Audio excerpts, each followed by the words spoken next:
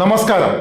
കേരളത്തിന്റെ ഹൃദയമിടിപ്പായ പാണക്കാട് കുടുംബത്തിൽ നിന്നും ഒരു കല്യാണ വിശേഷം ഉണ്ടാകുമ്പോൾ നാട്ടുകാരൊക്കെ അത് ചർച്ചയാക്കുന്നത് സ്വാഭാവികമാണ്.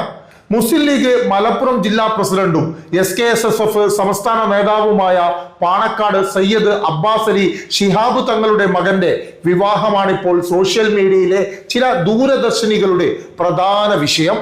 പന്തലിന്റെ വലിപ്പവും വന്ന ജനങ്ങളുടെ എണ്ണവും കണ്ട് ഇതിനെ ദൂർത്തെന്ന് വിളിച്ച് നെറ്റിച്ചുളിക്കുന്നവർ ഒന്ന് മനസ്സിലാക്കണം. ഇത് കാട്ടിക്കൂട്ടലിന്റെ ആഡംബരമല്ല. ഒരു കുടുംബം ലോകമെമ്പാടും സമ്പാദിച്ചു വെച്ച വലിയൊരു സൗഹൃദ വലയത്തിന്റെ ഒത്തുചേരലാണ്. നമ്മുടെ നാടുകളിൽ പൊതുപ്രവർത്തനങ്ങളില്ലാത്ത അല്ലെങ്കിൽ വലിയ ബന്ധങ്ങളൊന്നും ഇല്ലാത്ത ഒരു സാധാരണക്കാരന്റെ കല്യാണം പോലും എത്രയോ ഭംഗിയായി നടത്തുന്ന ഈ കാലത്ത് ലോകത്തിന്റെ നാനാ കോണുകളിൽ നിന്നും അതിഥികളായി എത്തുന്ന ഒരു വലിയ തറവാട്ടിലെ ചടങ്ങിന് ആവശ്യമായ സൗകര്യങ്ങൾ ഒരുക്കുന്നത് എങ്ങനെയാണ് ധൂർത്താകുന്നത്? അത് ധൂർത്തല്ല, മറിച്ച് വരുന്നവരോട് കാണിക്കുന്ന ആദരവാണ്. വീട് പണയം വെച്ചോ കടം വാങ്ങിയോ അല്ല തങ്ങൾ ഈ കല്യാണം നടത്തിയത്. അദ്ദേഹത്തിന്റെ സാമ്പത്തിക അവസ്ഥയ്ക്ക് അനുയോജ്യമായ രീതിയിൽ തന്നെയാണ് ഈ ചടങ്ങുകൾ ഉയർന്നു വന്നത്. അബ്ബാസ് അലി തങ്ങൾ ആരെയും സഹായിക്കാത്തവരാണോ, ആർക്കും സ്വാതന്ത്ര്യം നൽകാത്തവരാണോ എന്ന് ഈ ഭൂമിയിലുള്ള ആരും പറയില്ല.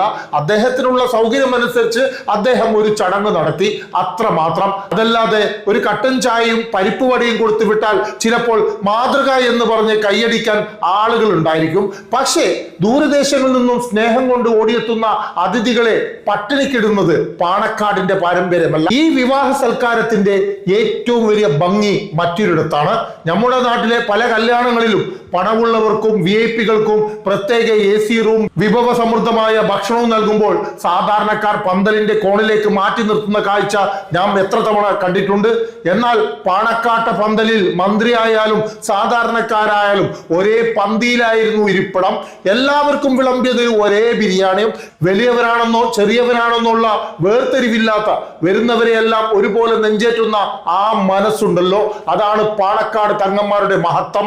രാഷ്ട്രീയ വ്യത്യാസങ്ങൾ മറന്ന് CPM-ഉം BJP-യും ജമാഅത്ത് ഇസ്ലാമിയും AP-യും EK-യും ഏതും വകുപ്പ് വിഭാഗത്തിലെ ആളുകളുമായിക്കട്ടെ ഒരു വേദിയിൽ ഒന്നിച്ച് കൈകോർത്ത് നിൽക്കണമെങ്കിൽ ആ കുടുംബത്തിന്, ആ സമൂഹത്തിലുള്ള സ്വാധീനം എത്രത്തോളമാണെന്ന് ആലോചിച്ചു നോക്കൂ. അസൂയമൂത്ത് കുറ്റങ്ങൾ മാത്രം തിരിയുന്നവർ മനസ്സിലാക്കേണ്ടത് ഒരു കാര്യമാണ്. നാട്ടുകാർക്ക് വയറ് നിറച്ച് സ്നേഹത്തോടെ ഭക്ഷണം നൽകിയത് ഒരിക്കലും ഒരു തെറ്റല്ല.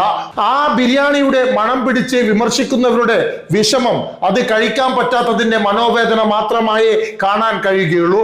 എന്നും ജനങ്ങൾക്കൊപ്പം നിൽക്കുന്ന എല്ലാവരെയും ഒരുപോലെ കാണുന്ന പാണക്കാട് കുടുംബത്തിന്റെ ഈ ഒരുമ തന്നെയാണ് കേരളത്തിന് അഭിമാനമായി ഇന്നും ആ കുടുംബം നിലകൊള്ളുന്നത്.